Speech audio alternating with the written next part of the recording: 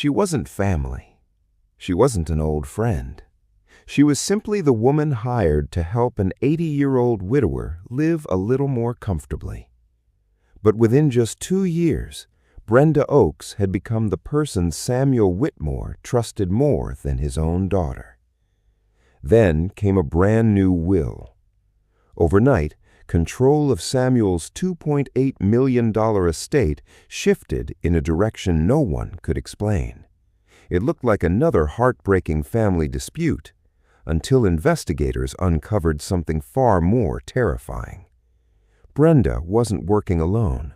She was allegedly part of an organized elder fraud ring that had targeted vulnerable seniors in city after city, leaving broken families behind.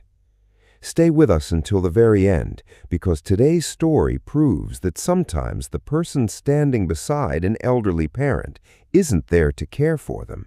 They're there because someone else taught them exactly how to steal everything. Samuel Whitmore was 80 years old and had spent his career as a high school principal in Atlanta, Georgia, retiring in 2007 after 32 years of service. He had been widowed in 2019 and had lived alone since then in the house he and his wife had shared for 26 years.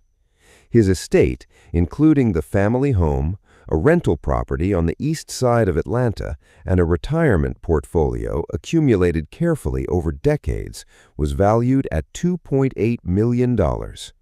His daughter, Teresa, 47, lived 30 minutes away and visited several times each week. She managed his medical appointments, handled his insurance paperwork, and maintained a close and loving relationship with a father she had always admired. Samuel was sharp, social, and deeply independent by nature, which made his family comfortable with his decision to hire in-home assistance when his mobility began to decline in 2021.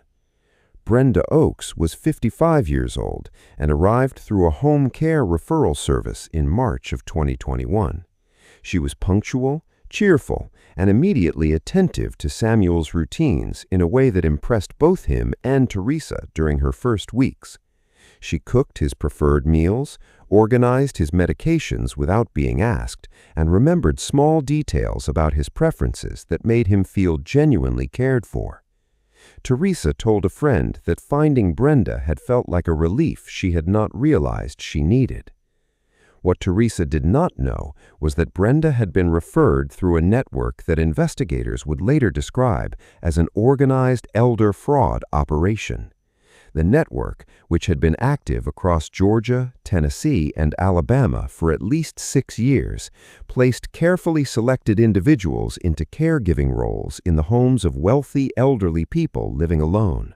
Once positioned, those individuals followed a methodical approach: build trust, create dependency, manufacture distance from family, then introduce legal documents. Brenda followed the playbook with precision. Over the first 6 months, she became indispensable to Samuel's daily life. She accompanied him to social events and church. She became his primary contact for everything from grocery deliveries to contractor visits. She took over his phone management, explaining it was easier if she handled the calls so he could rest. Teresa noticed her father seemed increasingly content, but also increasingly difficult to reach by phone. When she raised it, Samuel dismissed her concern, saying Brenda was simply helping him manage a busy schedule. By late 2021, Brenda had begun introducing subtle narratives into her daily conversations with Samuel. She mentioned casually and repeatedly that she had overheard Teresa speaking on the phone about assisted living facilities. She suggested that Teresa had been asking questions about his estate to a financial advisor Teresa had never met. She implied, gently and consistently, that Teresa's frequent visits were motivated more by concern for her inheritance than for Samuel himself. Samuel was not a man who was easily manipulated, but he was a man who had been alone for 2 years, who relied on Brenda for nearly every aspect of his daily comfort, and who was being told these things by the person he trusted most in his immediate life. By January of 2022, his relationship with Teresa had become visibly strained. He began canceling her visits on short notice. He stopped returning her calls as quickly. When Teresa asked him directly if something was wrong, he told her he simply needed more rest. In March of 2022, Brenda arranged for a mobile notary and a document preparation service to visit Samuel's home on a Thursday morning while Teresa was at work. The documents prepared were a complete will revision and a financial power of attorney. The will left the family home, the rental property, and 60% of the retirement portfolio to Brenda. The power of attorney granted her immediate authority over Samuel's financial decisions during his lifetime. Samuel signed both documents. No independent attorney was present. No family member was notified. He retained attorney Susan Caldwell, a probate litigator in Louisville with 17 years of experience handling contested estates. Susan immediately requested Dorothy's complete medical records from the 6 months surrounding the will signing. The records were extensive and consistent.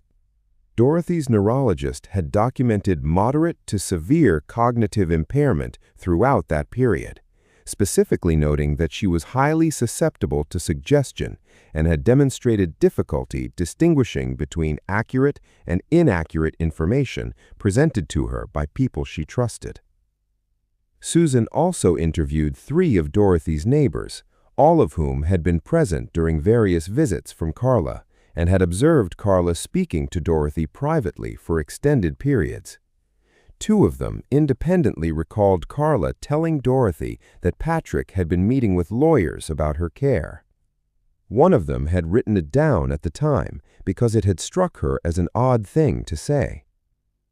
Susan obtained Carla's phone records through discovery, which showed a series of calls to a legal document preparation service in the weeks before the will signing, and not a single call to Dorothy's estate attorney, whose name and number had been in Dorothy's files for over a decade. The hearing was held before the Honorable Judge Catherine Moore at the Jefferson County Probate Court in Louisville. Susan Caldwell presented the neurological records, the neighbor testimony, the phone records, and a detailed timeline showing how Carla's visits had systematically preceded each observable shift in Dorothy's attitude toward Patrick. She called Dorothy's neurologist to testify. The physician explained to the court in careful clinical detail that a patient in Dorothy's documented condition would have been entirely unable to critically evaluate false information presented to her by someone she had been conditioned to trust.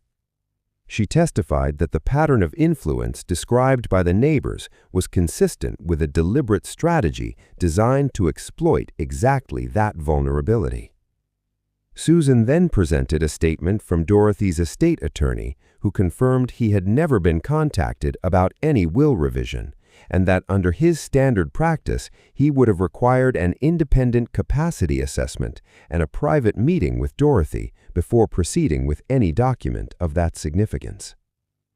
Carla's attorney argued Dorothy had made a free choice to reconnect with her daughter and to revise her estate accordingly.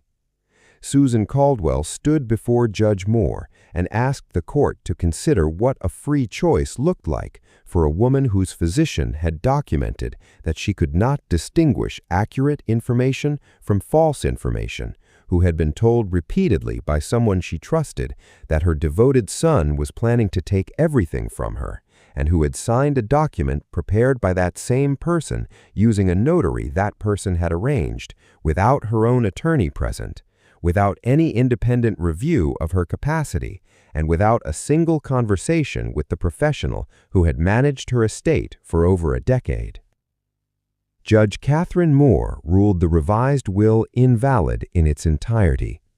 She found that Dorothy Sims had lacked the cognitive capacity to execute a valid will, and that the evidence presented established a clear and deliberate pattern of undue influence carried out over a sustained period of time. She ordered the estate distributed according to Dorothy's previous will, naming Patrick as primary beneficiary.